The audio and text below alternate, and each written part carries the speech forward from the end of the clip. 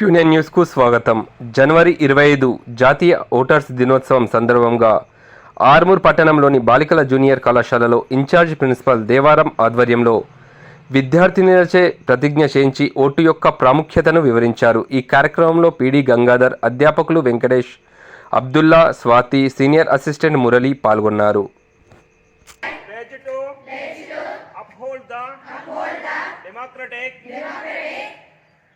Traditions of our country and the dignity of free, fair and peaceful elections and to vote in every election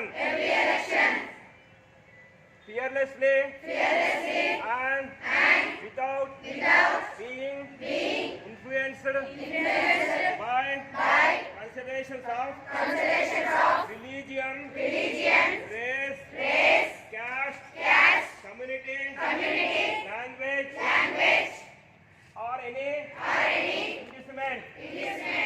Thank you. And భారత రాజ్యాంగాన్ని పరిరక్షించుకోవడానికి vote హక్కును కోరుకుంటున్నాం. Sir ఒక మాట మాట్లాడతాడు.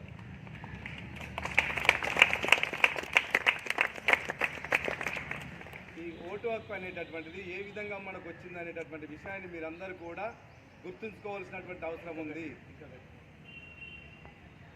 భారత పార్లమెంట్లో కొంతమంది రాజకీయ నాయకులు, వాళ్ళ పేర్లు నేను ఇప్పుడు ప్రస్తావించదలుచుకోలేదు, కొంతమంది అప్పుడున్నటువంటి అగ్రనాయకులు కేవలము ధనవంతులకు మాత్రమే, భూస్వాములకు మాత్రమే ఓటు హక్కు ఉండాలని చెప్పేసి బలంగా వాదించడం జరిగింది. ఇంకా కొందరు అప్పుడు మన తాతలు కూడా చదువుకోలేరు, ఎవ్వరు కూడా చదువుకోలేరు, కేవలము అప్పుడు డిగ్రీ వాళ్లకు మాత్రమే ఓటు హక్కు ఉండాలని చెప్పేసి ఇంకొక బలమైనటువంటి వర్గము వాదించడం జరిగింది పార్లమెంటు నందు. అంతేకాకుండా ఎవరైతే రాజులు, ఎవరైతే ప్రభువులు ఉన్నారో వాళ్లకు మాత్రమే ఓటు హక్కు ఉండాలని ఇంకొక వర్గం వాళ్ళు వాదించడం జరిగింది. కానీ డాక్టర్ బిఆర్ అంబేద్కర్ గారు వాళ్ళందరినీ కూడా తోసిపుచ్చి ఎవరికైతే 21 ఇయర్స్, ప్రతి ఆడ కానీ మగ కానీ 21 సంవత్సరాలు క్రాస్ అయిన వాళ్లకు ఖచ్చితంగా ఓటు హక్కు ఉండాలని చెప్పేసి వాదించి ఓటు హక్కును తీసుకొచ్చినటువంటి వ్యక్తి డాక్టర్ బిఆర్ అంబేద్కర్. ఈరోజు మన వాళ్ళు ప్రతి ఒక్కరు ఏమనుకుంటున్నారంటే, జరుగుతున్నటువంటి ఇప్పుడు పరిణామ పరిస్థితులలో నాకు ఓటు హక్కు ఉంది, నాకు 1000 రూపాయలు ఇవ్వండి, 5000 ఇవ్వండి అని చెప్పేసి అమ్ముకుంటున్నారు.